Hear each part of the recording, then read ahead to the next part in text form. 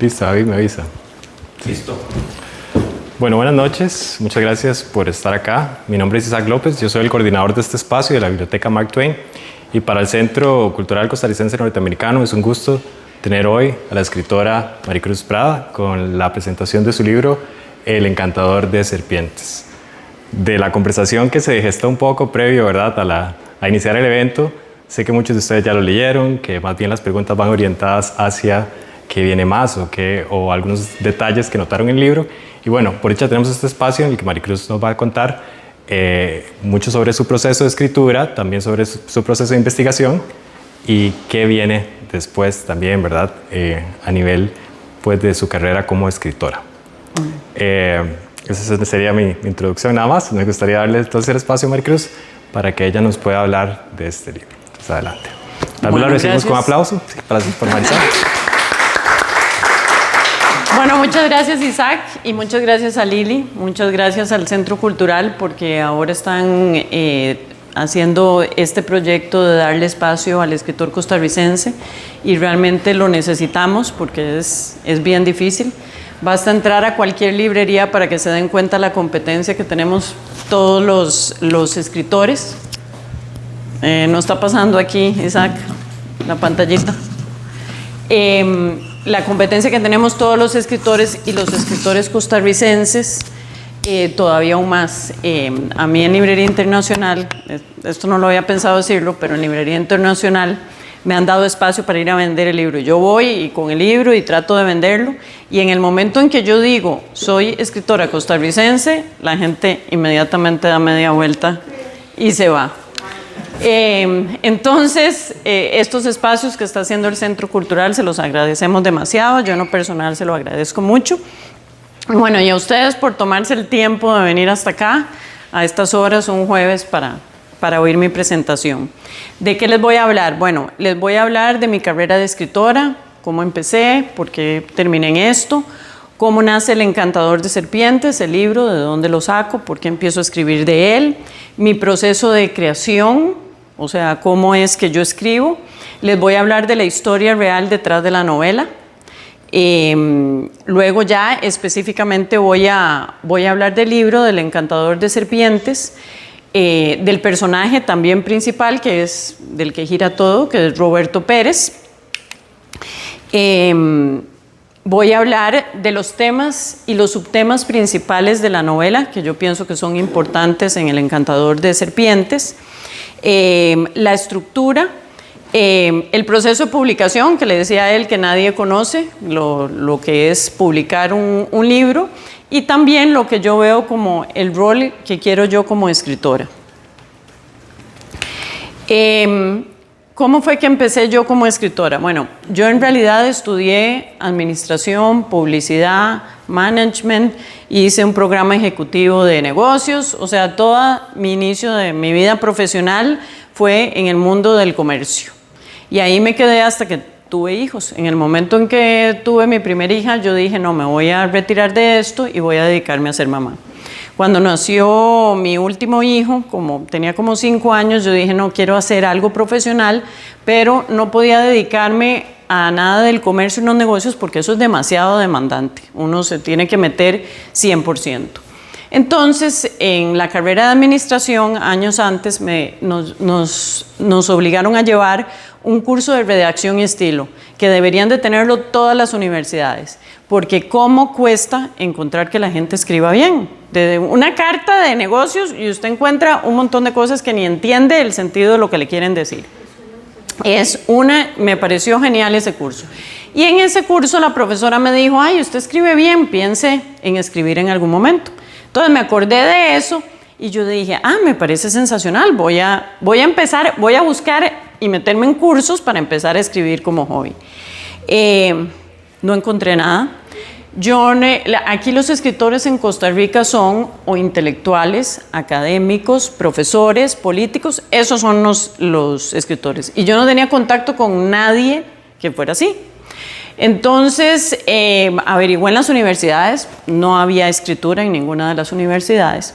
Y milagrosamente, no sé quién me pasó el contacto de un par de escritores y hablé con este señor, con un escritor que no sé si lo conocen, Laureano Albán. Bueno, ese señor, hablé con él, nunca lo llegué a conocer personalmente, pero me recibió la llamada porque alguien, no sé, él me dejó que le mandara un pequeño cuento corto mío para poder hablar conmigo. Le mandé el cuento y él dijo, sí, llámeme. Él quería probarme primero a ver digamos, si yo tenía algo de capacidad.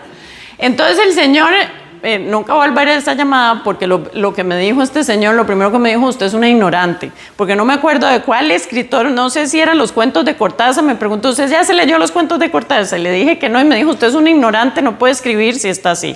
Y ese fue el señor que me recomendó, esa fue la primera recomendación. Lea, lea y lea. Tiene que leer a gente que escribe muy bien, que escribe en español. Y eso me dijo, si usted quiere escribir, le recomiendo que se meta a estudiar o filología o filosofía.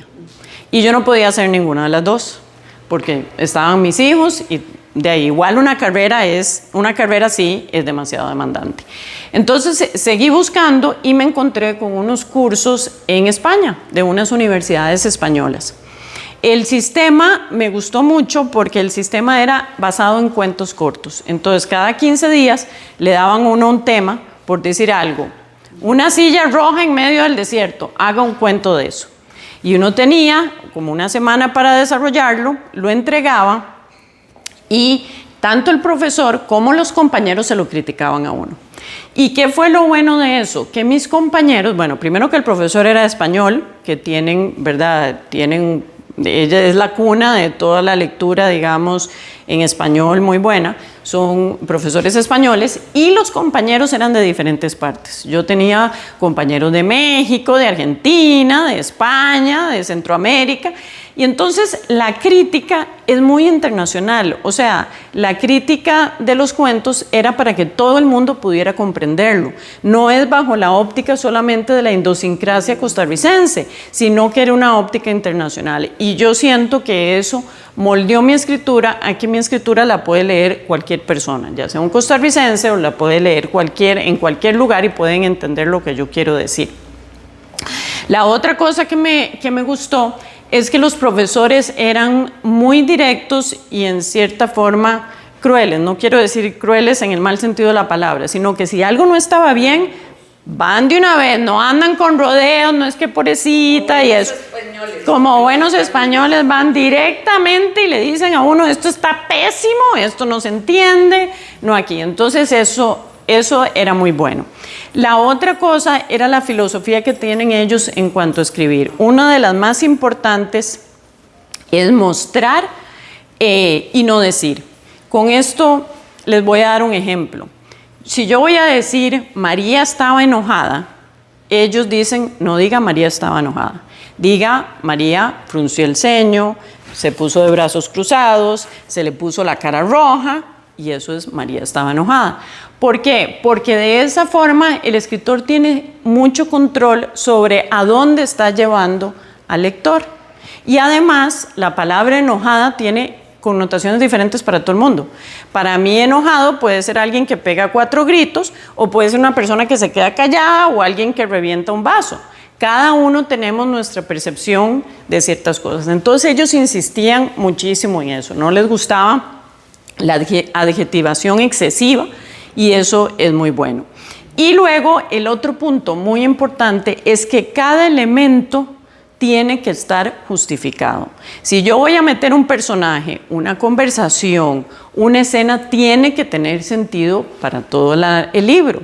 Si yo voy a decir que alguien de un momento a otro vino y dejó un cuchillo en el estante, yo no puedo decir dejó el cuchillo en el estante y nunca más volvió a aparecer en la novela. Porque sí, puede ser muy emocionante, pero ¿qué sentido tiene si no va a aparecer? Tiene que aparecer escenas después, que ya sea que alguien va a coger el cuchillo, va a matar a alguien, o ese cuchillo tiene sentido para toda la historia.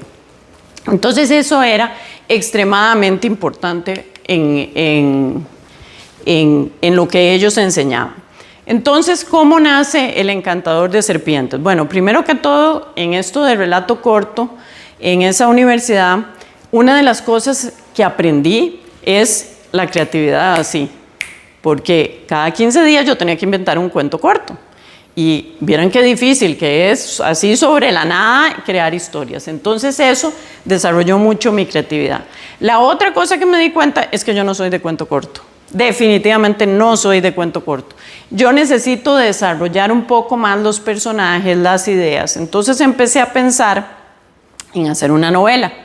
Y esta historia, la historia real del personaje, yo la había oído de niña. Y entonces era casi como un cuento urbano, ¿verdad? De las historias de este señor, de lo impresionante que era, de las cosas que había hecho, ¿verdad? Era casi como un mito. Entonces contacté a la familia, contacté a gente que lo había conocido, que había trabajado con él. Hay recortes de periódico, había información que yo podía conseguir y empecé un proceso de investigación de 9 meses, con decenas de entrevistas, horas de entrevistas. Y fue lindísimo, me encantó el proceso. Me encantó, y una de las cosas que antes comentaba con ellos es que yo llegué a conocer a este señor desde diferentes perspectivas, porque yo entrevisté a una esposa, entrevisté a una hija, a un hijo, a alguien que trabajó con él. Todo el mundo, nosotros no somos iguales de acuerdo a nuestro papel. Nosotros somos diferentes. Yo soy una hermana y soy una hermana de una manera. Soy una hija y soy una hija de una manera. Soy una esposa y soy otra manera. Todos tenemos estas pequeñas personalidades de acuerdo al rol que tenemos.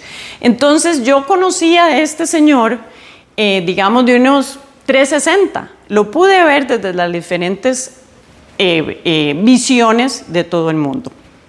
Entonces empecé a escribir la novela. Y contraté a una de mis profesoras de estas de españolas para que me lo editara. Hice 4 manuscritos diferentes. Cada uno tendría, no sé, 60, 80 páginas. La señora me decía, no, porque inicialmente yo quería hacer una biografía. Las biografías son muy cuadradas porque uno no se puede desviar en una biografía. Yo no puedo andar inventando si el señor estuvo en un lugar y no lo estuvo. No puedo inventar eso. O si lo voy a decir, yo voy a decir, yo creo que ese señor estuvo ahí. Entonces la biografía es muy limitada. Y ella ya, como en el 4º manuscrito, me dijo, vea, yo no sé si esto será de interés en Costa Rica, si este señor será famoso, si a la gente quiere saber de este señor de esta manera, pero en lo personal es aburridísimo. O sea, sí, tiene unas cuantas historias más o menos así, pero, o sea, yo no leería su libro así. ¿Por qué no hace una novela? Y exactamente, bueno, cuando me dijo eso fue exactamente como si me quitara una venda de los ojos y yo dije, claro, esto es. ¿Por qué? Porque me liberó completamente de las amarras de tener que ajustarme a cosas que sí, él hizo muchas cosas excepcionales, pero otras son completamente mundanas. Y además, yo no sé, en los diferentes escenarios y los diferentes lugares que estuvo, la gente que vio, en ese momento yo pude liberarme y decir, no, aquí yo puedo crear y hacer lo que yo quiera, ponerlo donde yo quiera, crear los personajes. Ya no tiene que ser la esposa que es, ya no tienen que ser los hijos que son, ya no tiene que ser la secretaria, el policía, ya no tiene que ser nadie, es la gente que yo creo. Y de esto me acordé, este libro, si no lo han leído, es muy entretenido, la verdad, sobre el caso Harry Kerber de Joel Dicker. A mí me hizo mucha gracia porque es un libro de suspenso, pero el personaje principal es un escritor. Y estaba yo en medio de esta lectura y leo de este escritor y me hizo una gracia enorme porque pone pensamientos de los escritores y las dificultades que tienen los escritores y yo me identifiqué. Y esto es exactamente, refleja lo que yo sentí cuando ella me dijo, hago una novela y me liberé. Y dice, el poder de los escritores es que deciden el final del libro. Tienen el poder de hacer vivir o de hacer morir. Tienen el poder de cambiarlo todo. Los escritores tienen en sus dedos una fuerza que a menudo ni siquiera sospechan. Les basta conservar los ojos para cambiar radicalmente el curso de una vida. Y así me sentí yo. Exactamente así. Somos dioses. Yo soy un dios. Con mis libros, yo soy Dios. Yo creo, yo mato, yo hago vivir, yo hago lo que quiero. Y esa fue la liberación total que tuve.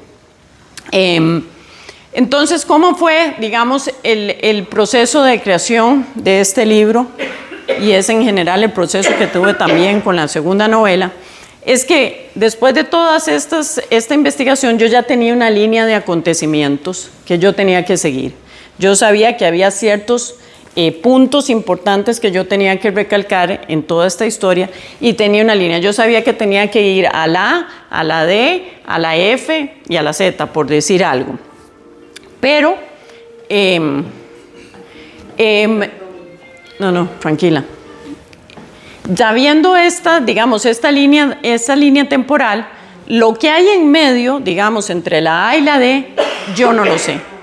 Yo, conforme voy escribiendo, va evolucionando completamente la historia.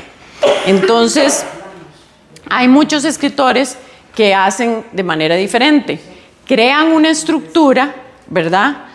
Y esa estructura luego la desarrollan en el libro. Yo no. Mi estructura se va desarrollando conforme yo voy escribiendo el libro. Yo sé ciertos puntos a los que tengo que llegar y en medio de eso no sé qué es lo que va a pasar. Entonces, así es como yo fui creando, digamos, todo el libro. La otra cosa importante son los personajes.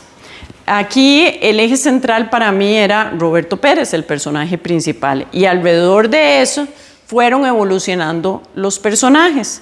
Y los personajes están ahí únicamente para resaltar algo de la personalidad de Roberto Pérez. Nada más, esa es su única función.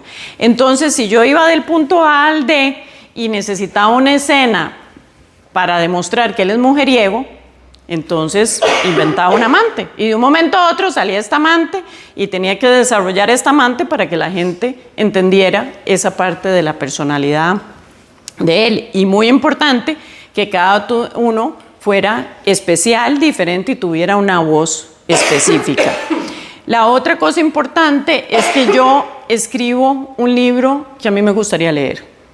Yo escribo para entretener, porque eso es lo que a mí me gusta. A mí me gustan los libros que me entretengan, que sean ágiles. A mí no me gustan los libros. Yo estaba en otro curso de literatura con unas señoras mayores que, bueno, eran una maravilla. Se habían leído todos los libros del mundo. Eran, bueno, inteligentísimas. Y me acuerdo una vez que nos leímos un libro y yo pasaba las páginas y no entendía lo que estaba diciendo. O sea, era un libro en español, pero yo no entendía porque esta persona escribía tan enredado que yo no entendía. A mí no me gustan los libros donde yo tengo que leer un párrafo 3 veces para entender qué es lo que me quiere decir el escritor. A mí eso no me gusta, ese tipo de libros no me gustan a mí en lo personal, ni esos libros que pasan y ponen al personaje que piensa y piensa y piensa y entonces vemos todos los pensamientos y hacen unos brincos temporales y uno no sabe ya dónde está. A mí eso no me gusta. Entonces yo escribo exactamente como a mí me gusta leer. Y la otra cosa es, cuando yo escribo, y por eso tal vez yo no tengo una estructura predeterminada, es que yo me transporto completamente a la escena. Si yo estoy escribiendo una escena, que estoy en la biblioteca, cuando yo tengo un escritorio y estoy ahí en un lugar, ¿verdad?, en mi oficina, si yo estoy escribiendo que estoy en esta biblioteca, es exactamente mi oficina desaparece, todo desaparece. Yo estoy aquí, me imagino los libros, la luz, el sonido, quién está entrando, o sea, es una experiencia religiosa para mí, totalmente. Ahora les voy a hablar cuál es la historia real detrás del Encantador. Lo que les voy a decir es lo que sí es verdad del libro, ¿ok? El libro está inspirado en un empresario muy exitoso de los años 70 que por problemas financieros se ve obligado a cerrar sus empresas y en ese momento decide convertirse en un estafador internacional. No es que en ese momento lo decide, vienen pasos que los vemos a través de la novela, son pequeños pasos que lo convierten a él en un estafador. Él opera de manera muy exitosa en Estados Unidos, en Latinoamérica, en Europa, un poco en Asia, hasta que el FBI y la Interpol se dan cuenta que este señor está actuando y lo empiezan a perseguir. Pero no lo agarran de inmediato, a él lo persiguen durante años, hasta que finalmente reúnen ciertas pruebas para poderlo atrapar, lo atrapan en Estados Unidos, lo meten en la cárcel, él se escapa y se viene a Costa Rica, donde las leyes de extradición no permiten sacar a nacionales.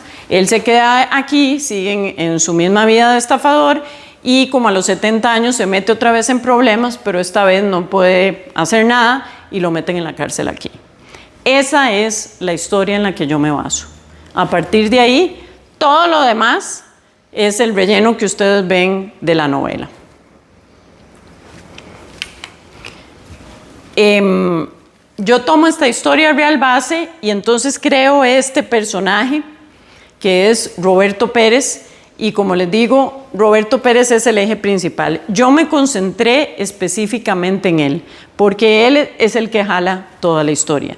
Y alrededor de él están todo el resto de los personajes que únicamente resaltan algo de su personalidad. ¿Cuáles son las características de Roberto Pérez? Bueno, les hablo del título del libro. Un encantador de serpientes, yo no sé si ustedes lo han visto, creo que salen en una película de Indiana Jones o algo así. Es un tipo que tiene una culebra, una cobra en una canasta, que con una flauta hace la flauta y sale la culebra y nadie entiende cómo la culebra no se le tira encima, ni lo pica, ni nada. Nadie entiende qué, seguramente la droga o quién sabe qué. Entonces, en una de las entrevistas, uno de los entrevistados me dijo, es que este hombre era como un encantador de serpientes, y me encantó la frase y por eso le puse así. Entonces, una de las características importantes de este personaje era que era encantador. Era encantador, tenía un carisma. La gente era como un sol donde la gente estaba alrededor de él. Toda la gente estaba atraído a este señor. Hacía sentir a las personas súper especial. Varias personas en las entrevistas me llamó la atención que yo les decía, bueno, deme una característica que resalte de él, y decían, es que cuando usted está con él, lo hace sentir como que usted es la única persona en el universo. Lo hace sentir a uno demasiado especial. Y esa era una cualidad de él. Era una persona divertidísima. El alma de las fiestas, todo el mundo lo quería, ir a las fiestas de él, mantenerlo sentado en la mesa en la fiesta, todo era demasiado divertido. Pero al mismo tiempo era como un calidoscopio de personalidades. Tenía bueno y tenía malo, porque tenemos todas estas cosas muy lindas, pero por otro lado tenemos un aspecto bastante oscuro, la manipulación, todo lo que hizo a la gente que dañó. Entonces yo siempre pienso en él, y luego en el personaje que ya armé, ¿verdad?, con ciertas otras características, que es como un día de sol y lluvia a la vez. Ese es Roberto Pérez. La otra cosa fue, yo a él nunca lo conocí, como les estaba comentando ahora, y agradezco no haberlo conocido, porque yo creo que si yo hubiera ido a entrevistas con él, me hubiera dado 7 vueltas y este libro hubiera sido un folleto vendiéndose él y hubiera sido completamente diferente. Me hubiera envuelto como a todos los demás, me hubiera convencido de todo. Entonces yo agradezco que no lo conocí, pero al mismo tiempo a mí me encantó. O sea, me encantó, me parece, el personaje original me parece que es una persona extremadamente diferente a todo lo que yo he conocido. ¿Y por qué me encantó también? Porque es todo lo opuesto a mí. Es completamente opuesto a mí. Era un tipo sin límites. Sin límites. Él tenía que ir de aquí a allá y era como un tractor. Él iba y no le importaba la gente que se llevara en medio, las leyes que tuviera que quebrar, los inventos que tuviera que hacer, pero era ese sin miedo. Él no pensaba en las consecuencias de nada, ni para él ni para el resto de la gente alrededor. Y eso es una cosa que es tan opuesto a mí que a mí me llamó muchísimo la atención. La otra cosa que tenía era una persona generosa.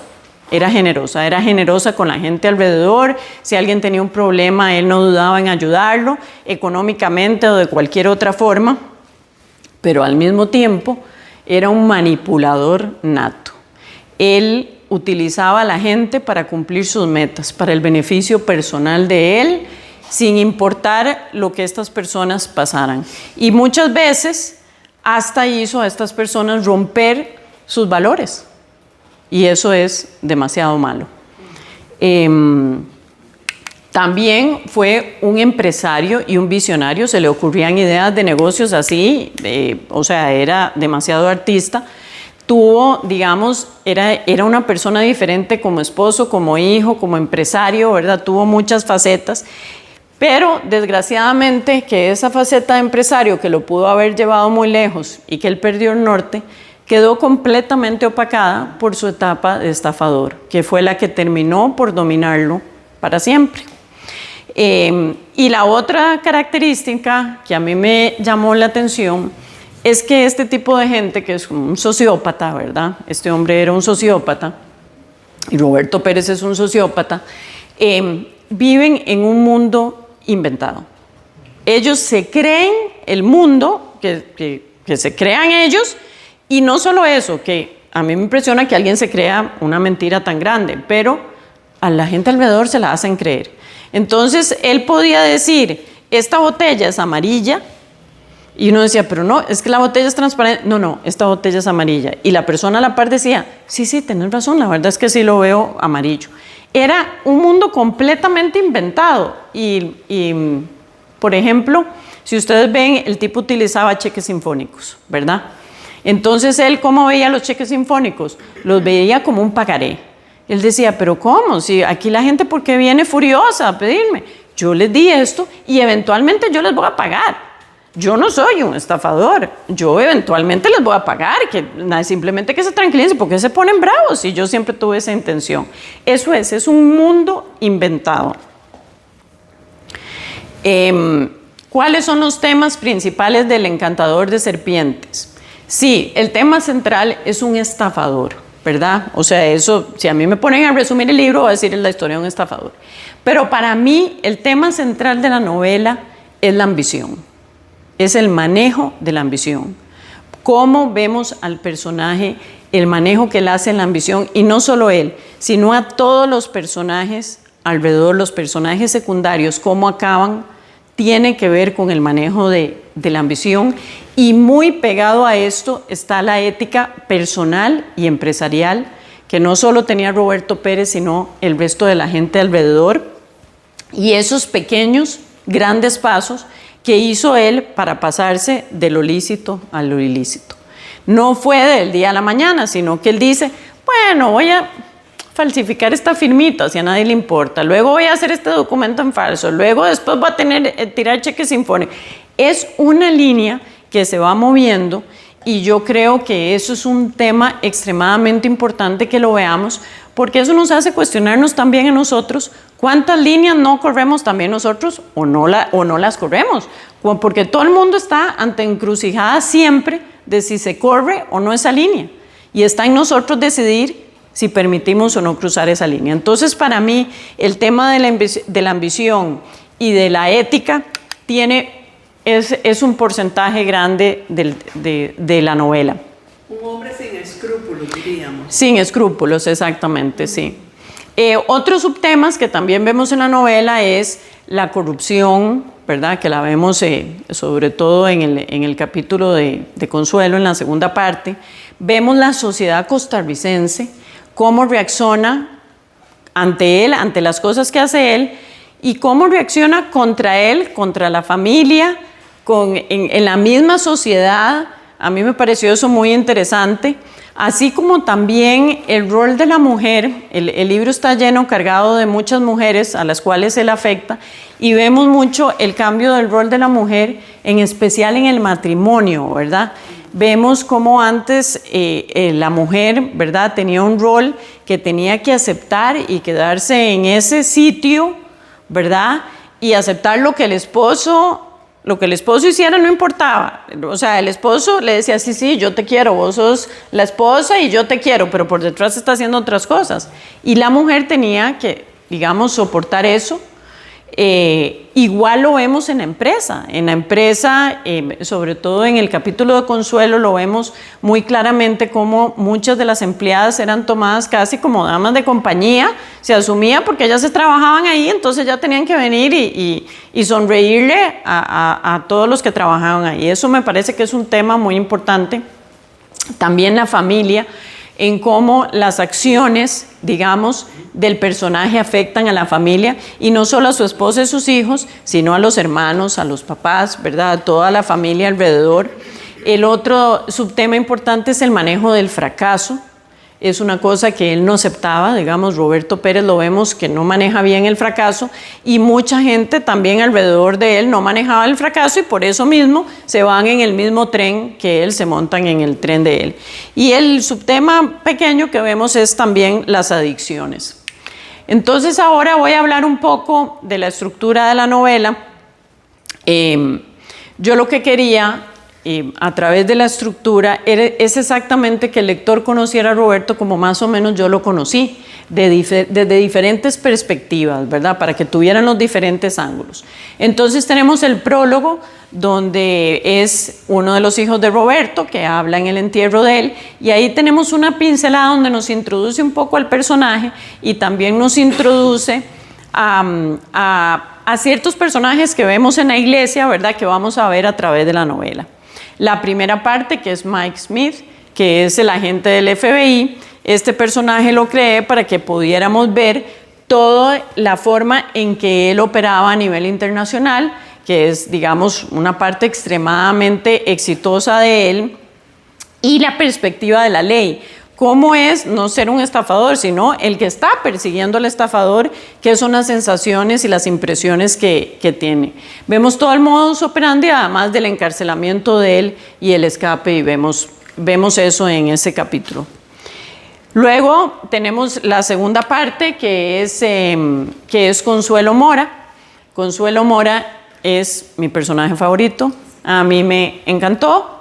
Es una persona súper natural, súper costarricense, y exactamente en esa misma, digamos, esa misma forma que se tenía antes, donde la secretaria era la mano derecha, era la que hacía todo, era la confidente, lo vemos muy claro en ella, y así fue. De hecho, yo me reuní con una secretaria del que no se enredó con él, pero cuando ella me comentaba todas las cosas, yo decía, esta mujer es casi como el sacerdote del tipo, le hacía todo.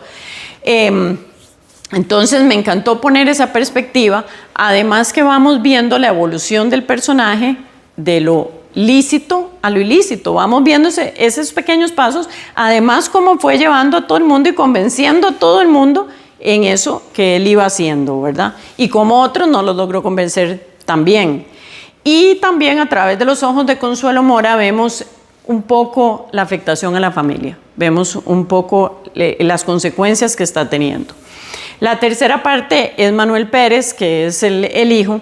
Este capítulo me costó muchísimo definir cómo lo iba a hacer, porque yo quería poner el lado familiar, porque es muy importante. A través de este libro yo conozco gente que siempre me dice, vea, es que yo tengo un primo, un tío que es así, o sea, siempre conocemos a alguien que es más o menos como Roberto Pérez. Y para mí era extremadamente importante mostrar el efecto que tiene una persona así en el entorno familiar, en los hijos y en todo el entorno. Entonces, este fue uno de los capítulos que tuve que mandar varias veces porque no me salía, hasta que llegué otra vez a un momento de liberación y se me ocurrió esta idea, que es un capítulo muy especial porque es con escritura casi corrida, con poca puntuación, y lo de la música que está introducido ahí, que si ustedes oyen, si ustedes ponen las canciones cuando están leyendo el libro, cada vez que lo ponen les va a hacer más sentido lo que vienen haciendo. Yo soy muy musical, a mí me encanta la música, entonces me pareció, y cada canción que yo pongo ahí tiene un significado a la escena que estoy poniendo. Entonces, si oyen la música y leen el capítulo de cuando fue haciendo, les va a hacer más sentido. Y bueno, vemos todas las consecuencias de lo que él hace en su familia.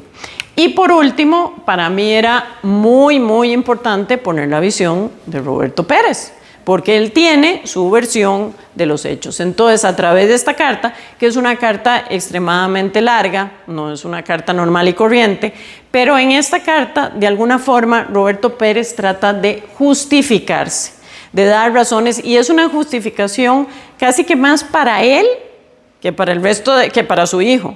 Es justificarse de él de por qué hizo las cosas. Y ahí vemos claramente, después de haber visto los 3 primeros partes, donde vemos más o menos la realidad de lo que pasó, nos damos cuenta cómo este hombre vivía en un mundo inventado. En el mundo que inventó para él y para la gente alrededor. Y vemos y vemos los últimos años de vida de Roberto Pérez. Por último, les quiero hablar del proceso de publicación, que nadie conoce cómo es. Cuando yo terminé la novela, yo pensé que todas las editoriales uno llamaba y decía, aquí tengo un libro, ahí va, léalo y publíqueme. O sea, en mi mundo inventado, yo estaba como Roberto Pérez también en mi mundo inventado, Yo dije, no, aquí yo llamo a cualquier editorial, lo leen y ya, y me publican.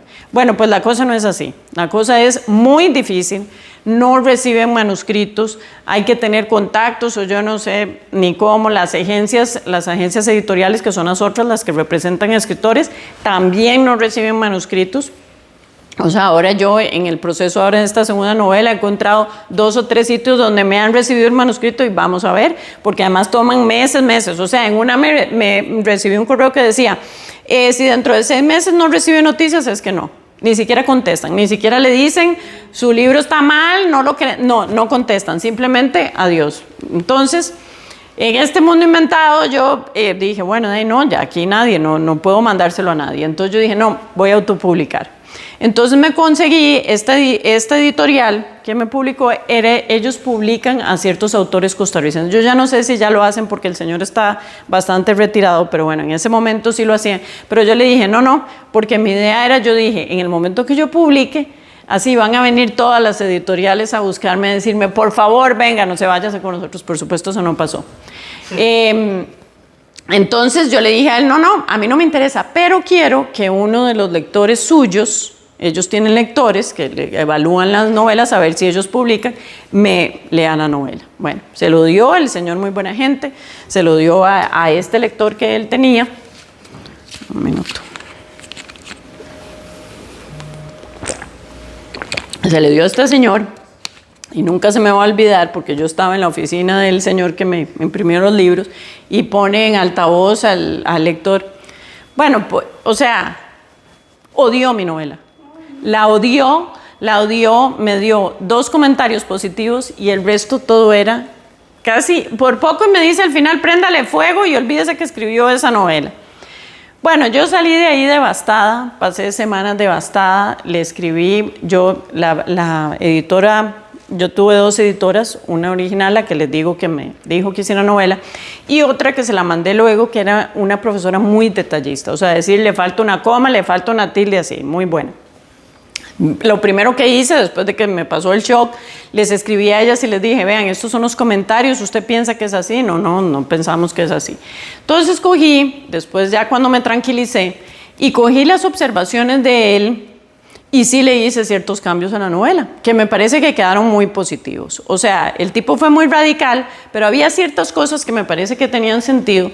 Cambié la novela, y entonces conseguí una agencia editorial en España que, pagando uno, daban el servicio, este mismo servicio, de que se lo leyeran a uno y le dieran los comentarios. Mandé el manuscrito, me lo leyeron y me dijeron, está perfecta la novela. O sea, me dieron 5 comentarios, eran como 5 oraciones, pero eran cuestiones de estilo, o que esta palabra debe ser muy común en Costa Rica, pero no se entiende en España, lo que sea.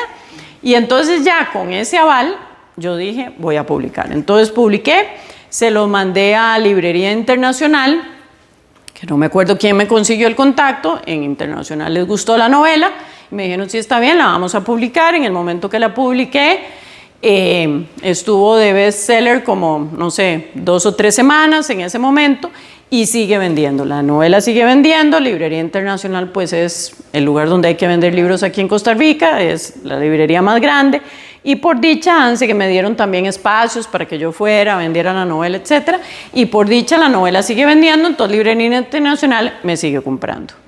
Si no hubiera tenido Librería Internacional, pues en realidad la novela es muy difícil darla a conocer así de boca a boca, ¿verdad? Porque de ahí se necesitan los puntos de venta. Y además decidí publicarla en Amazon la tengo en español, tanto la tengo en Kindle como impresa, y también la tengo en inglés. Y ahora les voy a hablar de lo que pienso yo, que digamos mi estilo, y qué es lo que creo yo que debo ser yo como escritora. Lo primero que todo es para mí crear un mundo que el lector se crea, que él sienta que si yo le estoy poniendo una escena es creíble lo que le estoy diciendo a nivel de personajes, de lo que está sucediendo ahí. Por ejemplo, les doy un caso, en esta novela, en El Encantador, hay una escena muy importante en San Vincent, cuando va Mike Smith a verla. Yo en la vida he estado en San Vincent. Tuve que hacer investigación, me metí, vi cámaras, vi videos, me fijé en las calles. ¿Por qué? Porque soy medio obsesiva en eso, que si yo voy a poner el nombre de la calle, esa calle tiene que estar, y esa calle, era una calle, ¿verdad?, donde había un restaurante y que veía en una esquina, tengo que asegurarme que tenga esquinas en esa calle, porque si no, si tengo algún lector que se empieza a fijar en eso y llega y no lo ve, bueno, yo me puedo morir de pensar que en eso. Entonces, es que sea creíble en ese sentido, pero además que los personajes sean creíbles, que la lectura sea entretenida, que los personajes sean memorables, que se acuerden al terminar el libro, por lo menos quién era Mike Smith, quién era Consuelo y quién era Roberto Pérez y tal vez Manuel, por la escena que tenemos de Manuel, pero que se acuerden de ciertos personajes, o Úrsula, que es un personaje muy, muy simpático de la novela. O sea, que haya personajes que lo marquen a uno. Y en este caso, en el Encantador, yo quiero que el lector, dejar pensar al lector. El lector, para mí, en este libro tiene que pensar muchas cosas acerca de la ética, de lo que uno tiene que tener y de las decisiones que uno toma en la vida. Este señor, el de la vida real, si tal vez él se hubiera detenido en el momento en que tuvo los problemas financieros en Costa Rica, tal vez él pudo haber reempezado su vida empresarial y la gente le hubiera abierto las puertas, pero él decidió tomar otro camino.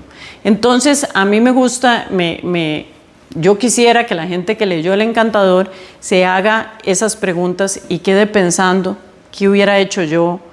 La gente que está alrededor, ¿yo lo hubiera seguido, no lo hubiera seguido? O sea, que de alguna forma el lector se quede pensando. Y obviamente que sea entretenido, que la gente lo lea y no pueda parar de leerlo, o que tenga ganas de sentarse a leer el libro. Y para cerrar otra vez de este libro, esta cita me encantó y es lo que quisiera yo que fueran mis novelas, y es: un buen libro no se mide por sus últimas palabras, sino por el efecto colectivo de todas las palabras precedentes. Apenas medio segundo después de haber terminado el libro, tras haber leído la última palabra, el lector debe sentirse invadido por un fuerte sentimiento. Durante un instante, solo debe pensar en todo lo que acaba de leer, mirar la portada y sonreír con un gramo de tristeza porque va a echar de menos a todos los personajes. Un buen libro es un libro que uno se arrepiente de terminar. Y eso es lo que yo quiero lograr con mis novelas. Y bueno, esa es la presentación.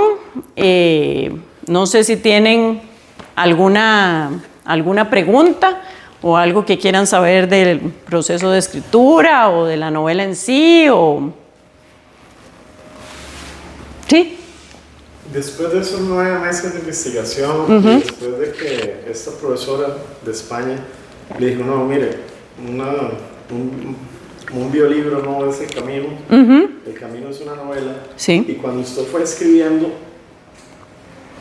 a los novelistas a veces se les sale de la novela, de esa estructura, o hay algún personaje que va tomando más, igual el novelista empieza a escribir y no creía que ese personaje que estaba oculto o que era, no sé si de relleno, empieza a tomar vida por sí solo. Ajá. ¿Cómo le pasó eso y cómo hizo para otra vez encaminar a la novela la estructura que quería? Es que en realidad, o sea, lo que yo inicialmente pensé es cómo cuento la historia desde diferentes perspectivas y, o sea, yo ya tenía claro que yo quería hacerlo por partes y que cada uno de estos narradores iba a tomar esa estructura. Aparecían, digamos, personajes como Maximiliano, que es el que imita las firmas, no sé si se acuerdan de él, ¿verdad? Que tal vez no me lo tenía pensado, pero después lo hice como un poco más caricaturesco, ¿verdad? Lo vemos ahí, ¿verdad? El tipo encerrado ahí, yo me lo imaginaba en un cuarto, ¿verdad? A mí, digamos, los personajes secundarios principales no fueron cobrando vida de importancia, porque ya sabía que iban a tener importancia, pero ciertos otros personajes sí fueron surgiendo así de pequeñito para darle importancia a ciertas cosas, pero ninguno, digamos, me cobró tanta vida como para opacar a los otros. O sea, yo sabía cuáles eran los personajes que yo tenía que darles más peso, porque eran los que iban a narrar la vida de Roberto Pérez, digamos, en ese caso fue así. En la entrevista hice 2 visitas a San Sebastián, a la cárcel, que me marcaron terriblemente. En una primera fui con un muchacho que hacía la misa en San Sebastián y recuerdo que esa vez, bueno, pedí ropa prestada para ir con ropa grande, que no se me viera, pero ni media curva, ¿verdad? Nada. Y era en un cuarto cerrado, y entonces en ese momento empezaron a entrar. De hecho, uno de los que estaba en ese momento era el padre Minor. Y lo primero que me dijo el muchacho es: no vuelva a ver a los ojos a nadie. No vea a los ojos a nadie de los que están aquí. Y me acuerdo un señor que no pude evitar verlo a los ojos porque tenía una mirada igual que el padre Minor, impresionante. Y bueno, pero cuando yo estaba ahí en esa misa, o sea, era una puertita de este tamaño y el policía estaba así, pasaba para así, para el otro. Y en un momento yo decía, o sea, aquí cierran, le pegan una patada al policía, cierran la puerta y aquí me violaron porque eran como 80 los que estaban ahí metidos. Que fue demasiado, bueno, ya después me calmé, yo dije, no, nada me va a pasar, y bueno, nada pasó. Y la segunda vez fui con... ¿Cuál era el fin de esa visita a la...? Conocer dónde estuvo. Y fue impresionante, porque realmente, yo no sé si usted... No, yo ahí no entrevisté a nadie, es ver el sitio donde él está. Es parte de la credibilidad que yo tengo que darle a la historia, porque hay muchos lugares... O sea, yo pude habérmelo brincado, pero sinceramente después de ir, yo no sé si se acuerdan, hay una escena al final cuando él está con el hijo, ¿verdad? Porque además estuvo con el hijo ahí metido. Cuando él está el hijo y están en la cama, es que no les puedo explicar el lugar donde les tocaba dormir. Es que esto era como de este tamaño, haciendo todo de cemento. O sea, todo lo que yo describo ahí, el baño, o sea, es que hay que estar ahí para sentir el ambiente. La segunda vez que fui fue con la viceministra, perdón, de seguridad o no sé qué, y ahí se iba con ella y con 3 guardas y íbamos caminando, pero en esa vez pude entrar más a la cárcel, porque San Sebastián tiene una parte que es de máxima seguridad, que está bajo rejas, y luego tienen otra parte de más o menos, y luego donde tienen a los estafadores, a los violadores, a los pedófilos, que los tienen en otra sección para que los otros no los maten. Entonces, en esa sección era donde estuvo el personaje real. Entonces, para mí era extremadamente importante, yo nunca he estado en una cárcel, conocer el lugar donde habían estado. Y es más, conocí... Sí, los estafadores están... los otros, pero digamos... No, porque los estafadores son personas que no son agresivas. Por eso es. No se pueden defender contra gente que es agresiva. Tiene uno los de máxima seguridad, que son los súper agresivos, y los otros más o menos agresivos. O sea, está 2 alas y una ala al final, que es donde están este tipo de gente. Cuello blanco, ¿no? Exactamente, cuello blanco, y los violadores y los pedófilos, porque si los agarran a esos, los matan los otros. Entonces, digamos, esa parte fue impresionante para mí, fue impresionante entrar a la cárcel, pero el punto de todo es poder plasmar de una manera creíble la escena que yo quería poner de él cuando estuvo ahí. Igual cuando él sale, yo estuve ahí en la parte donde hay una reja y donde él sale, y no sé si se acuerdan, sale caminando en la montaña y el hijo le grita, ¿verdad? Le está gritando mientras él sale de la cárcel, y es exactamente así es San Sebastián. San Sebastián tiene una cuestita donde usted sube para salir, así es, y para mí era importante, digamos, ponerlo como era. Una última pregunta, No, pues todas las preguntas que quiera. Está tratando con una persona real que, por motivos que ya explicó, vino a Costa Rica. Esa persona tiene familiares. Algunas de los familiares están con vida, puesto que Sí. se entrevistó. ¿Alguna vez sintió alguna amenaza? No amenazas, sintió que estaba en una zona muy gris y que la podían demandar. No, porque esto es una novela. O sea, si nos vamos a los hechos, yo le puedo decir que 50% o más no es real. O sea, por ejemplo, o sea, los hijos que yo pongo ahí no son los hijos de él. Las esposas no son las esposas. Mike Smith no existe. Consuelo no existe. O sea, todos los personajes, el hijo ese es un hijo mayor que se muere, no existe. El hijo mayor de él está ahí vivo, anda por ahí. O sea, no pueden demandar porque no no está hecho en la realidad. O sea, yo me basé en una historia base, pero no es la realidad, no es la realidad. Pero ellos sí, yo entrevisté a muchísimos familiares y todos al final se pelearon conmigo. Ya ahora han ido un poquito mejor, ya ciertos me saludan y así, pero se pelearon. Y todos sabían. O sea, yo en ningún momento les dije, no, los estoy entrevistando para conocimiento personal. Todos sabían que yo iba a hacer un libro. Todos estuvieron de acuerdo. ¿Y por qué se disgustaron? No tengo idea. No sé por qué. Como un héroe. No sé, no. De hecho, yo no sé, porque yo pienso que a través del libro ellos podrían conocer un poco, y se los dice a ustedes, yo creo que la persona que más llegó a conocer y entender a este individuo soy yo. Porque cada uno de ellos conoció la versión de él en esa forma, ella siendo esposo, padre, hijo, hermano, lo conoció en esa versión, pero no conocen todo lo demás que yo conozco, porque yo entrevisté a demasiada gente que lo conocía. Pero es un personaje, Roberto Pérez tiene ciertas cosas que no hay, como les digo, todos los personajes alrededor, él tuvo no sé ni cuántos hijos, tuvo un montón de hijos, 8 o más hijos, y de esos de los que aparecieron, yo no sé cuántos más habrá tenido. O sea, tiene un montón de cosas que no tienen que ver con el personaje Roberto Pérez. Entonces, pero es mucho más entretenido Roberto Pérez. ¿Entrevistaste a la hermana? A una hermana. A una. Sí, la otra no quiso. Buenas noches. Juan Carlos Leiva. Muchas gracias. Primero decirle que a mí me encantó la novela. ¿Qué dicho? La tengo prestada, pero me encantó y como la recomendé también, la presté. Tengo dos preguntas. Uno es, ¿qué autores o qué lecturas de usted que le influyeron más a la hora de escribir esta novela? Yo creo que mi estilo de escritura, a pesar de que yo leo muchísimo en español, creo que mi estilo de lectura es más como las novelas americanas, siento yo, porque es un estilo de escritura muy ágil. Pero yo he leído de todo, desde, digamos, el autor que yo pienso que es el mejor escritor en español es Juan Rulfo. Para mí ese es el escritor que maneja el lenguaje y las escenas como nadie. Es un tipo que usted lee El Llano en Llamas, digamos que es un libro de cuentos cortos, pero a través, no sé, cada cuento no sé si tiene como 15 páginas, pero usted entiende exactamente el antes y después de los personajes que le está poniendo, lo que van a ir, cómo son. O sea, para mí la maestría, y no le sobra una palabra. Siempre sobran palabras en las novelas. En todas las novelas le sobran palabras. Juan Rulfo no le sobran palabras. Poco, ¿verdad? Escribió muy poco porque dicen que era obsesivo con la edición. O sea, solo escribió El Llano en Llamas y Pedro Páramo, ¿verdad? Esas son sus dos obras.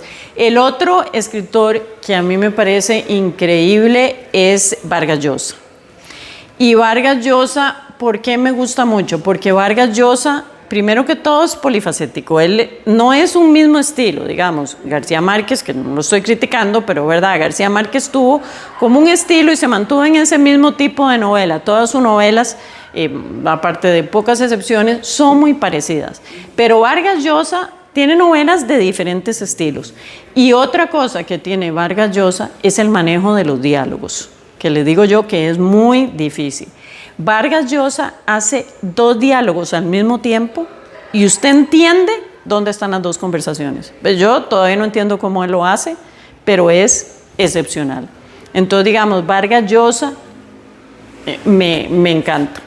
Digamos, esos 2 son mis escritores favoritos, pero yo disfruto, digamos, me leí hace poco el libro que se llama Patria, que hay una serie. Buenísimo. Bueno, ese libro me encantó la manera. Sí, no sé cómo, es que siempre se me olvida, yo tengo una memoria pésima. No, Patria, este es un español. Sí, Patria se trata sobre la guerra de ETA. Exacto. Bueno, me encantó y les digo, yo soy de libro, yo les dije ahora que a mí no me gustan los libros donde el personaje piensa mucho y empieza a hablar en la mente y eso no me gusta. En esto, él lo hace de una manera que es demasiado entretenido. Entonces, cada libro termina, digamos, influyendo. Digamos, la escritura corrida es de ¿cómo se llama? De este español que es famosísimo, que hace todos los libros con escritura corrida, que yo nunca lo hubiera pensado, pero me leí un libro de él que es acerca de la ceguera. ¿Cómo se llama este escritor? José Saramago. Saramago. Y es este libro de la ceguera que es impresionante, es escritura corrida la mayor parte y uno entiende todo y pasa de una cosa, es una agilidad y una cosa que yo me quedo, ¿verdad? Y es donde yo digo, disfruto demasiado leer autores que tienen una maestría que yo jamás voy a tener, pero que de alguna forma influyen. Digamos, si yo no me hubiera leído eso de Saramago, no se me hubiera ocurrido hacer ese tercer capítulo, que no es un Saramago, pero digo, es un M. Prada, así, un intento de, digamos, Saramago. Entonces, cada escritor, en cierta manera, me influye, pero yo siento que el estilo, los escritores latinoamericanos y en español tienen un lenguaje muy rico, muy así. Los americanos me parecen que es menos, aparte de los clásicos, y yo siento que mi lenguaje es muy sencillo y muy así, entonces tiendo a pensar que tengo un poco de influencia, digamos, de los libros en inglés también. Gracias. Y la segunda pregunta era, con el tamaño de la novela, ¿usted desde el inicio sabía cuántas páginas iba a tener y cómo hizo ese... No. Yo puse las páginas que me salieron. Eso es, las páginas que me salieron. ¿Por qué? Porque es lo que les digo. A mí me va saliendo la historia. O sea, aquí, digamos, en la segunda novela, igual, lo mismo. Cuando yo iba escribiendo, me iban saliendo. Nunca sé cuánto es la cantidad que va a salir la historia. No. ¿Cómo sabe más bien entonces, la planteo al revés, cómo sabe cuándo finalizó? Porque imagino que la escritura me imagino que no es lineal. Porque yo digamos, por ejemplo, para esta tercera novela que tengo, yo ya sé la línea base de lo que yo voy a contar. Entonces si yo no sé el final, estoy mal. Digamos, ahora tengo otra idea de una cuarta novela y no sé el final y entonces todavía no la puedo desarrollar. Yo tengo que saber, digamos, una línea más o menos de pequeños puntos que me unen la novela. Y yo sé dónde empieza, dónde termina. Eso sí lo sé. Lo que no sé es qué es lo que pasa todo en medio. Eso es lo que yo no sé. Y va saliendo así, va saliendo. En la segunda novela, a pesar que ya tenía, estos son 5 personajes principales que están en esta segunda novela, pero ahí sí, digamos, como que un par como que se me fueron un poquito, digamos, diferente a lo que tenía pensado. Pero va surgiendo todo conforme voy escribiendo. Entonces no tengo un límite esta otra me salió también como 400 páginas tiene. Pero no lo planeé. ¿La inspiración directa la haces en el teclado? La inspiración viene directamente en el teclado. Cuando voy escribiendo me va saliendo, o sea, es por eso, porque como yo me transporto, entonces si estoy aquí en esta biblioteca, estoy haciendo una escena de la biblioteca, de repente veo a alguien que entra, yo, en mi mente, estoy como ahí puesta, es como una película, yo lo veo como una película y entonces empieza a salir y a salir y a salir y así es. Se va como enrolando una cosa sobre la otra. Precisamente era un poco de la pregunta que hizo el compañero sobre las ideas que van en el medio. Pero, por ejemplo, esas ideas las va creando in situ, por decirlo así. En el momento. O puede ser, más bien lo contrario, que usted va manejando y se le ocurrió. Bueno, digamos eso es permanente. Cuando yo estoy caminando, cuando estoy aquí, cuando estoy en el baño, constantemente estoy pensando. Y el otro día leí algo que me pareció muy interesante que decía que a uno le recomiendan cada media hora levantarse, porque si yo no pongo cada media hora para levantarme, o sea, me pueden dar 7 horas sentada en la silla y no me di cuenta. Entonces yo lo pongo cada media hora. Y entonces decía que uno cuando camina se le desarrolla mucho la creatividad mental. Entonces yo siempre cada media hora camino 5 minutos, tengo una caminadora ahí a la par y camino. Y cuando leí eso yo dije, así es, porque a veces yo dejo, digamos, un párrafo a medio hacer, porque, o sea, uno lee los libros, ustedes no saben cuántas veces yo leí este libro. O sea, es infinitas veces, porque cada párrafo, yo a veces puedo pasar media hora en un párrafo. Media hora, o sea, pensando en una palabra, en esto, en el otro. Entonces a veces estoy pegada de cómo quiero plantear ese párrafo, me levanto, camino y cuando vuelvo digo, así es así como lo voy a poner. Y entonces lo escribo. Eso es, va digamos así, pero definitivamente paso pensando todo el día. Todo el día paso pensando en qué es lo que voy a poner o qué le voy a agregar o si voy a sacar un personaje nuevo. Es constante, solo pienso en eso. Yo quería saber más o menos lo que usted dijo ahorita, que tiene una base para desarrollar, que es el principio y el final. En el medio de eso es donde se va creando y desarrollando todo, ¿verdad? Sí. Pero ¿qué pasa si de un pronto sucede que ese final ya no es el final que usted quería? ¿Qué tan estricta? Bueno, digamos me pasó, con esta novela no me pasó, porque ya sabía tú cuál era el final. O sea, yo ya sabía cuál era el final del... Sí, el final de bueno, ya una vez que hice el cambio a novela, el final yo sabía cómo iba a ser. En la segunda novela que escribí, es una novela que tiene que ver con ciencia, y eso, me costó mucho. O sea, también tardé 4 años, esta novela tardé 4 años escribiéndola, y esta última también tardé 4 años, y aquí la investigación fue diferente porque tiene que ver con ciencia y tecnología, algo que yo no manejo. Mi esposo sí, ¿qué? De la otra, de la segunda novela, Un enemigo sin rostro se llama, por el momento. ¿Cómo se llama? En esa la investigación fue diferente. Yo tengo un esposo que sabe mucho de tecnología y me asesoró muchísimo. Eso fue, digamos, y en esa novela, por ejemplo, me di cuenta que había algo que no funcionaba con el final y tuve que cambiar el final. De la idea principal que tenía, es más o menos cercana a la idea principal, pero sí lo tuve que cambiar porque había cosas que no me calzaban y yo decía, no, esto no es creíble. Y más que tiene un poco como de ciencia ficción, la ciencia ficción es, ¿verdad? Uno tiene que se lo crean, ¿verdad? Que se crean que puede suceder, digamos. Entonces, en esa sí me pasó, en esta no. En esta yo sabía muy bien cómo era el final, porque ya tenía una línea de acontecimientos más o menos general de lo que al hombre le pasó. No en específico, general. Maricruz, digamos, cuando usted habla de los editores del libro, ¿se dedican solamente a la parte, digamos, filológica o técnica? No. ¿O también se meten? O sea, digamos, el proceso de esta fue un poco diferente. Esta editora que les digo que es muy detallista, en ese momento daba clases. Entonces, lo que yo le hacía era, yo le mandaba un número de páginas y ella me las devolvía y me decía, estas son, hay que corregir ciertas cosas. Ahora que ya nuevamente la contraté, está pensionada. Entonces tiene más tiempo. Entonces aquí era diferente. Le mandaba cierta cantidad de páginas y teníamos una reunión Zoom. Y en esta reunión Zoom ella se mete en filología, ¿verdad? Que es muy importante, ¿verdad? Que todo suene bien y que estén bien las comas y que todo suene bien.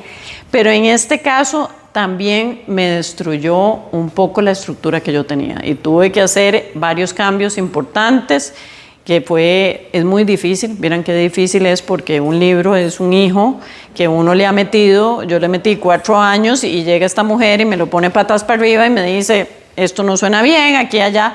O sea, es muy duro, es muy... ¿A qué se refiere con estructura? ¿Algo Digamos, por ejemplo, me dijo, esto así no puede ir al principio, tiene que ir en otro momento, esto lo está poniendo bien, esto no calza con esto que está poniendo, póngalo, y entonces tuve que hacer cambios. Nada de contenido. Contenido, no, ella, digamos, no me da idea, no me dice, no, yo le recomiendo que el personaje se vaya a comer un helado, no. O sea, ella me dice, este personaje, lo que está diciendo aquí, no funciona. O sea, no suena creíble. Ve a ver qué hace. Y entonces, en este caso, con ella era una vez a la semana, y entonces yo le mandaba 10 páginas y me ponía unas correcciones y yo tenía que estar a la siguiente semana con todas las ideas del cambio. O sea, es bien difícil. O sea, es que escribir, uno no entiende, y a raíz de que ahora estoy que escribí, yo me topo con mucha gente y el 90% me dice, yo puedo escribir un libro. Yo soy buenísimo y puedo escribir un libro. Y sí, de esos 90%, pues debe haber un montón de gente que puede escribir, pero es que nadie sabe lo que hay detrás.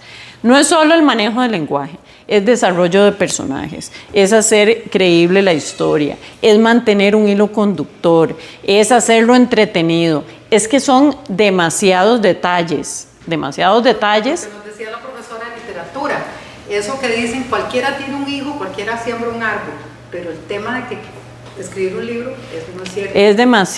Es demasiado difícil. Yo nunca había hecho algo tan difícil en mi vida y sí, yo he trabajado toda mi vida, excepto la parte que estuve de maternidad, y es demasiado difícil. Son demasiados detalles y una de las cosas importantes y que uno no se da cuenta es que a veces uno escribe algo y yo digo, todo el mundo tiene que entenderlo. Lo que yo quise decir, lo que yo tenía en mi cerebro, yo lo pongo aquí y todo el mundo tiene que entenderlo exactamente igual. Y ahí es donde entra la editora. Es más, había veces que me decía, es que yo entendí que esta mujer quería hacer esto, porque en el segundo libro el personaje principal es una mujer. Y yo, no, ella no quiere hacer eso, ella quiere hacer esta otra cosa. Pero es que usted puso esto así. Es demasiado difícil porque yo tengo todo en mi cabeza. Yo conozco la historia de principio a fin. Yo conozco mis personajes. Yo sé lo que quieren hacer.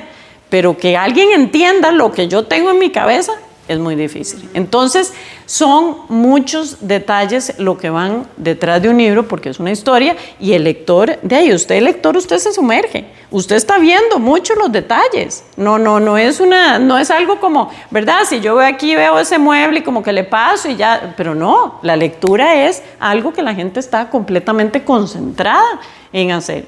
Entonces son muchos detalles para hacer un libro creíble y que suene bien, además. Son muchos detalles. Pero no, el editor no se mete en eso, por lo menos en mi caso no. En mi caso no sé si habrá otros editores más a profundidad que dan observaciones y que hacen sugerencias, pero a mí no me gusta eso porque la historia es mía, los personajes son míos. Es más, a veces ella me dice, ¿por qué no le hace esto? No, es que yo este personaje yo no lo quiero cambiar, este personaje es como es porque ese es mi personaje. Entonces, en el caso mío, yo no me dejo que me metan mano así, pero no sé otros escritores. Como le digo, es que yo no me manejo en el medio, entonces no los conozco. ¿El título lo tenías del inicio, surgió, lo cambió varias veces? No, es que creo que usted entró después, pero el título lo saqué en una de las entrevistas. Una de las personas me dijo, es que este hombre era un encantador de serpientes, y un encantador de serpientes es, no sé si ha visto, es como un tipo que de una canasta sale una cobra y que le tiene una flauta y la cobra se mueve pero no lo pica ni nada. Y uno dice, ¿cómo será que lo hará? ¿Será que la droga? Y eso es una persona, un encantador de serpientes es alguien que manipula a la gente y uno no sabe ni cómo es que lo hace. Y a mí me pareció que era una descripción total de un personaje como Roberto Pérez. El protagonista en la vida real muere en la cárcel. No, muere fuera de la cárcel. Exactamente igual, yo lo puse a morir fuera de la cárcel. Él de hecho está en la casa escribiéndole al hijo mientras el hijo quedó en la cárcel. Él sale y el hijo se queda en la cárcel.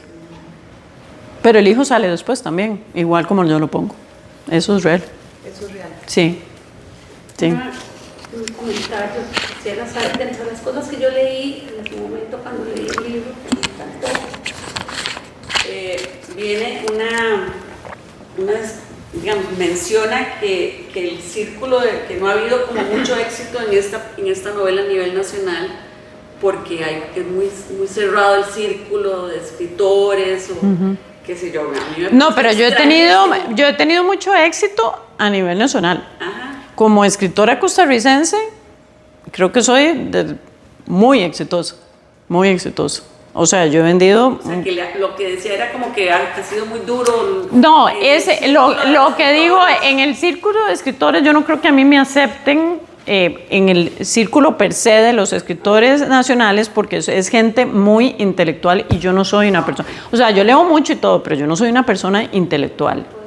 Entonces, en ese círculo pero yo he sido una escritora exitosa y tanto así que Librería Internacional me sigue vendiendo. Si yo no vendiera, Librería Internacional ya me hubiera sacado. Librería Internacional no va a tener libros que no... Yo no, perdón, tal vez empecé mal, no es como, o sea, que no ha habido mucha aceptación tal vez de ese círculo, entonces. Sí, bueno, lo que pasa es que no sé ni dónde buscarlos. Esa es la verdad. Yo me reuní luego con un par de escritores y uno ahí, y muy buena gente. O sea, tal vez si yo tratara me podría reunir con ellos, pero de por sí... Pero usted no lo ocupa tampoco. No lo ocupo ni, digamos, no lo necesito. Y ahora con esta segunda novela más bien estoy tratando, lo que yo quiero es ver cómo salgo de Costa Rica, porque de Costa Rica es un mercado pequeño.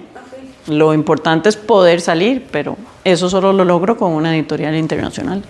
¿Y la traducción en inglés cuál fue el objetivo de sacarla? La traducción en inglés fue el objetivo de sacarla, ahí lo hice diferente, ahí contraté una traductora, pero la verdad ahora con esta segunda que estoy haciendo el proceso, estoy más contenta haciéndolo yo. Estoy más contenta en el proceso este. Además que me ha servido mucho para hacer ciertas revisiones de esta segunda novela. ¿Y cómo te ha ido con las ventas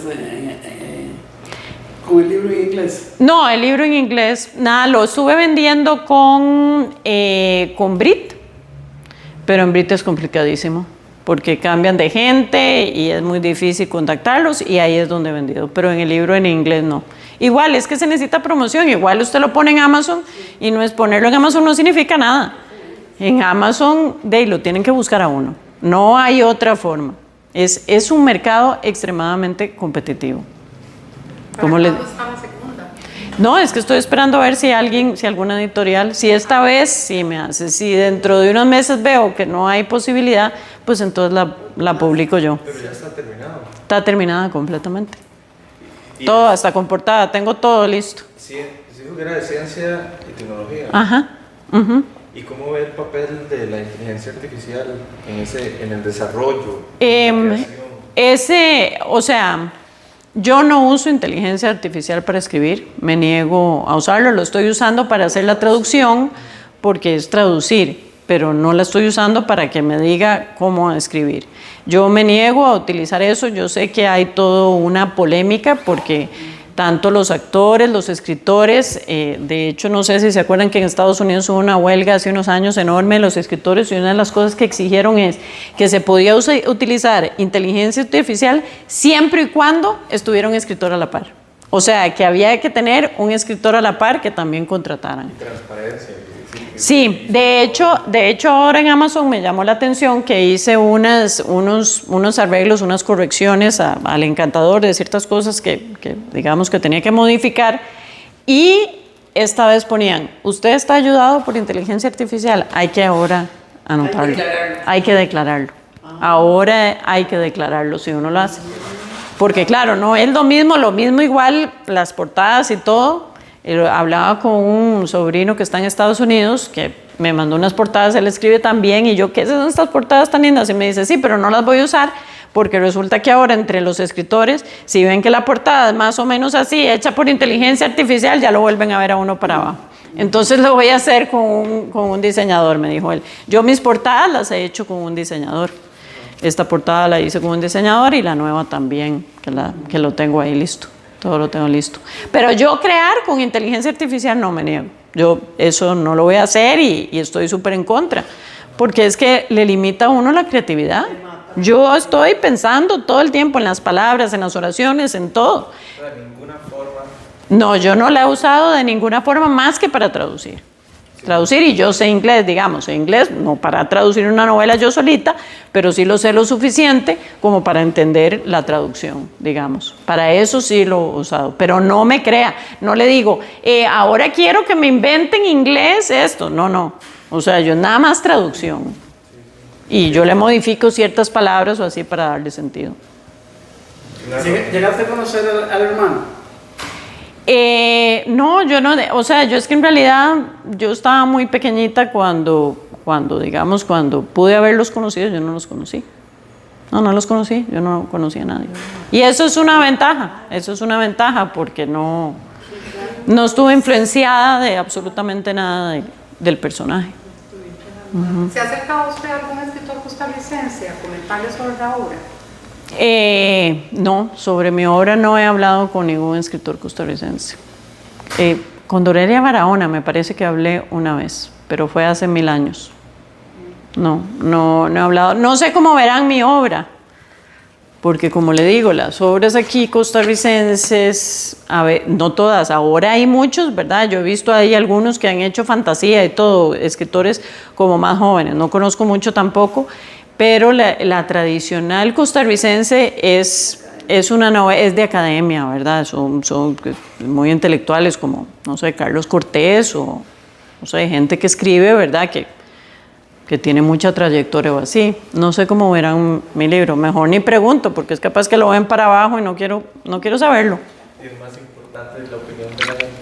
De nosotros. Yo sí quedé asombrada. Yo no tengo mucha experiencia, porque hace 3 años que estoy en este curso, pero yo no me lo imaginé que fuera tan apasionante. O sea, yo me lo leí, no sé ni cuánto, tal vez una semana o 2, lo más. Sí, bueno, qué dicho, maravilloso. Todo, la parte esa musical para mí fue importantísima. Sí. Y la parte de eso de los diferentes narradores, para mí era la primera vez que veía tantos narradores contando la misma historia. No se me hubiera ocurrido a mí nunca algo así. Bueno, yo no escribo, ni mucho menos. Me dediqué a la parte esta de mi vida profesional, pero fue un libro apasionante. O sea, bueno, qué dicha, me alegro. Además conocí a gente, conocí las circunstancias, entonces algo me sonaba y más bien iba a preguntar la parte de la escapada de la cárcel. No, es que no me gusta hablar de eso porque se pierde el chiste. Es más, le dije a ellos que yo sentía que la gente que no conocía absolutamente nada de la historia la disfrutaba mucho más. Porque tengo gente que me dice, ay, sí, es que sí, yo conocí al hijo y este es el hijo y el otro ahí, y yo, no puede ser. Porque son personajes creados por mí. O sea, el personaje principal, sí, definitivamente el personaje principal, tengo total inspiración en él. Pero todos los personajes secundarios... Una pregunta más que todo porque la parte ahí, cómo se hizo toda la confabulación para salir, cómo lo asoció con la parte de Nicaragua. O sea, me pareció demasiado creativo. Todo eso no es cierto. Lo de Nicaragua, todo lo de Nicaragua no es cierto. Esto fue, o sea, hasta que me quedé pensando si había sido o no, porque me pareció... Yo no sé qué fue lo que él negoció. Él negoció algo, pero lo de Nicaragua no fue. Eso sí fue totalmente mío. La forma en que usted se le ocurrió entonces hacer eso.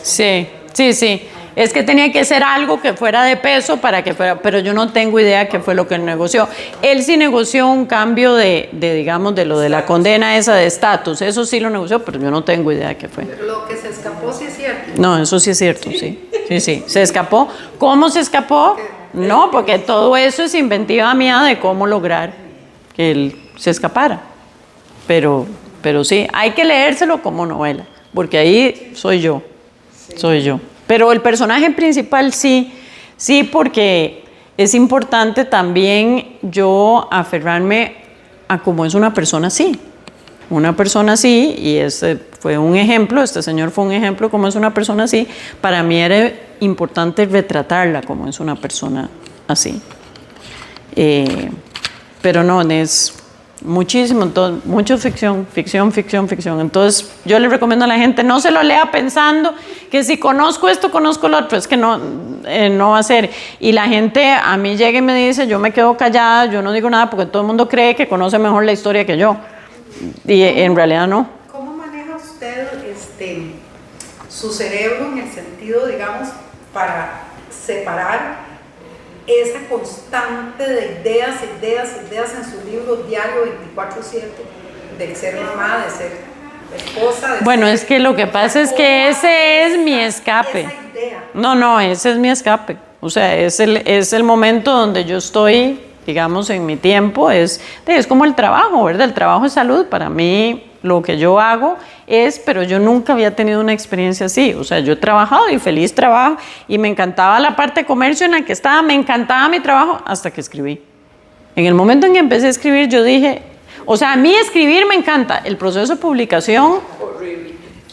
O sea, no sé cómo hacer para brincármelo porque no me gusta para nada. pero el proceso de escribir, es más, ahora llevo como 2 semanas, como una semana que no he podido hacer lo del mismo esta traducción, que aunque no es escribir, sí me pone a pensar muchísimo.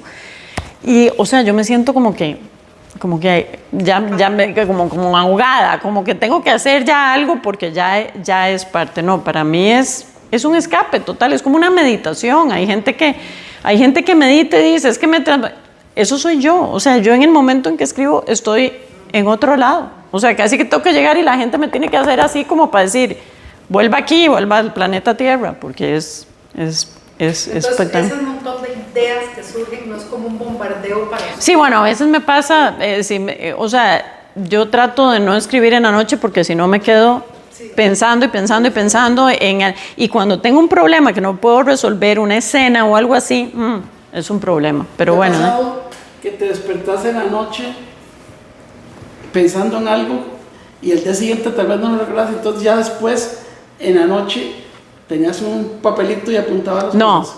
¿No has llegado a eso? No me pasa eso. Es que yo soy una persona de día. Yo no soy de noche.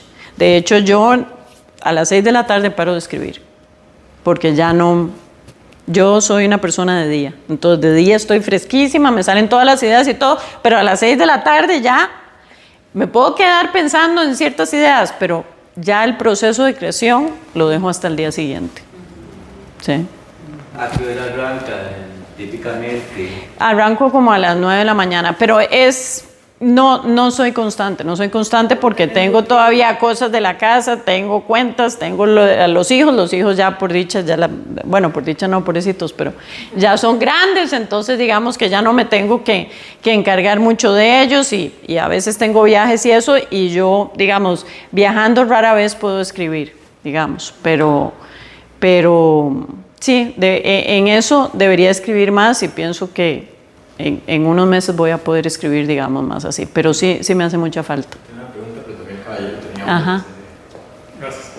Una de las ventajas, creo yo, es que si bien ese tu libro está ubicado en Costa Rica, sí, es muy internacional, se puede pasar a cualquier lado. Exacto. O sea, un par de cosas de contexto, cuando se habla de políticos y de los 70, ¿qué le han dicho lectores de otros países? Bueno, es que no he hablado con lectores de otros países, es que es muy difícil contactar. ¿Cómo contacta uno al escritor? Yo no he podido contactar a ningún escritor nunca, es dificilísimo. Sí, que el lector me contacte a mí. No he podido. Pero mis editoras son españolas, entonces ellas, digamos, son lo que yo tengo de visión internacional. Yo creo que es un libro que aplica maravillosamente. Yo quisiera hacer una serie o una película de libro, creo que se aplica perfectamente, pero ¿dónde consigo la gente de Netflix? O sea, tampoco he podido conseguir, es que ese es el punto. Cada cosa es muy difícil conseguir al que le puede dar el contacto ese. Para mí este libro es una serie, pero, o sea, ya tengo hasta los personajes, quiénes son los actores, todo lo tengo, pero de ahí, ¿cómo lo logro? Es difícil, pero es un libro y lo que sí me ha dicho mucha gente es que les parece un poco cinematográfico. O sea, en mi libro, ¿verdad? Las escenas son muy, ¿verdad? Ya usted se imagina la escena, ya está muy, sí, más que todo cinematográfico, ya usted está en la escena y como que ve, ¿verdad? Todo así. Entonces, yo pienso que sería genial, pero vamos a ver. Empieza uno a caer en ese tema que es tan real que por eso ahora le preguntaba, ¿eso sí es cierto? Porque sí, es tan real. Bueno, eso es lo que yo quiero lograr, que usted se lo crea, que se crea que es real. Sí, yo creo que su estilo crea atmósfera muy fácilmente. Sí, exactamente, son como atmósferas. Me gustó bastante leyendo, por lo menos los primeros capítulos que hasta los he llegado. Mi pregunta tenía que ver con un poco con el proceso creativo, ¿verdad? Ajá. Porque cuando usted estaba escribiendo antes el gran tema, digamos, el tema universal, por decirlo así, de la novela, que es la ambición, la mencionó también en unos subtemas. Sí. Y, o sea, la pregunta que tengo en ese aspecto es si nada más dejó que la historia se desarrollara y después, en retrospectiva, dijo, estos son subtemas o esto es, digamos, las formas que se están comportando los personajes demuestran esto, ¿verdad? Es que los subtemas me salieron a raíz de la investigación. O sea, digamos, una de las cosas que a mí me sorprendió a raíz de la investigación es los roles de la mujer en esos años de los 70s y los 80s en las empresas. Para mí fue una sorpresa total. O sea, yo, ¿verdad? Ya no me había tocado esa experiencia. Entonces ahí es un subtema que a raíz de las entrevistas me surgió. Cuando entrevisté a gente que había trabajado con él, entonces viene la ética empresarial. Ahí yo me di cuenta, wow, esto. Una de las cosas también que un subtema que a mí me parece es eso de que las cosas no son ni negras ni blancas. Por ejemplo, en el personaje de Mike Smith, a mí me parece que él comparte muchas características con Roberto Pérez. Una de ellas es que es mujeriego también. Entonces el punto es, porque Mike Smith está del lado de la ley y está correcto, y al otro se lo vemos peor, porque el otro está en lo equivocado, entonces está mal. Y esos son el tipo de cosas, ¿verdad?, que a mí me gusta planteárselas al lector y que el lector las piense y diga, bueno, no necesariamente porque está del lado de la ley, entonces ya está correcto. Y Mike Smith también hace ciertas cosas que van en contra de la ética profesional con tal de agarrar a Roberto Pérez. Y Mike Smith también tiene una ambición desmedida que no sabe controlar y por eso termina como termina Mike Smith. Exactamente. Entonces, digamos, son subtemas que yo agarré a través de las entrevistas o el papel de las esposas en aquella época, los hijos, las consecuencias con los hijos que tuvo eso. Y la sociedad costarricense, uno de los aspectos que a mí me llamó la atención es cómo la sociedad costarricense, que lo castigara a él yo no entiendo, pero castigó a la familia. Y la familia, la verdad, son víctimas exactamente igual que cualquiera de los otros a los que estafó. La gente que está a la par de un sociópata o de una persona así, está simplemente a merced de esa persona. O sea, pueden retirarse de ahí, pero es muy difícil retirarse de personas así, ¿verdad? Tienen eso que decía yo, el carisma y las ganas de estar ahí a la par de ella. Entonces, digamos, ese subtema de la sociedad costarricense a mí me llamó muchísimo la atención y fue a través de las entrevistas que yo lo pude percibir. Entonces, todos los subtemas yo los fui agarrando en las entrevistas y yo sabía que los tenía que plasmar a través de diferentes escenas, exactamente igual que la corrupción, el manejo, digamos, de empresas en aquella época en Costa Rica, etc. O sea, todo es a través de la investigación. Hablando de esa misma línea, quiero saber un poco más sobre la censura. ¿Usted siente que omitió algunos detalles o algunos puntos para no generar tanto conflicto? Hay ciertos aspectos que yo me guardé de lo que tuve la investigación, pero que yo decidí que no aportaban a la historia. Es que cuando se tienen tantos detalles, y es el ejemplo que yo daba del cuchillo, ¿verdad? Si yo voy a poner el cuchillo tiene que tener sentido. Entonces hay ciertas cosas que a mí me contaron, que una de las cosas que me sorprendió son todas las cosas que me contó la gente. Se abrió la gente muchísimo conmigo y me contaron cosas súper personales y cosas que habían sucedido, que yo decidí no ponerlas porque no aportaban a la idea central que yo tenía de la forma de libro que yo quería hacer, ¿verdad? Los temas como corrupción, como poder, codicia, ¿esos temas sí se desarrollan?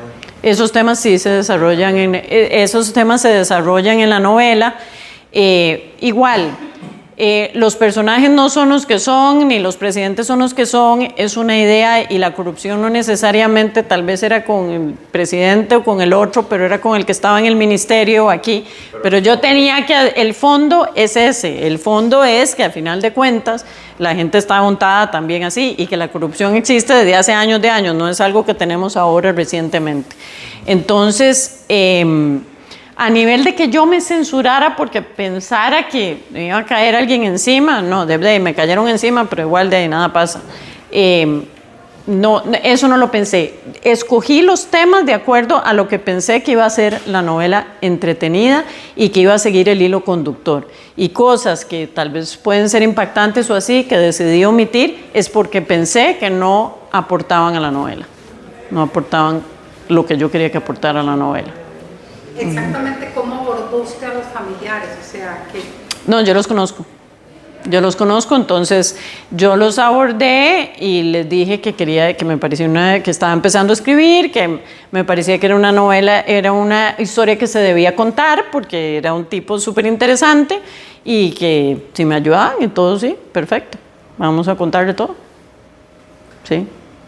Maricruz, más bien, yo creo que a mí me encantó siempre hoy la franqueza, la parte de realmente es el disfrute de una escritora sobre su creación y sobre ese proceso creativo, porque se siente la pasión, se siente, ¿verdad?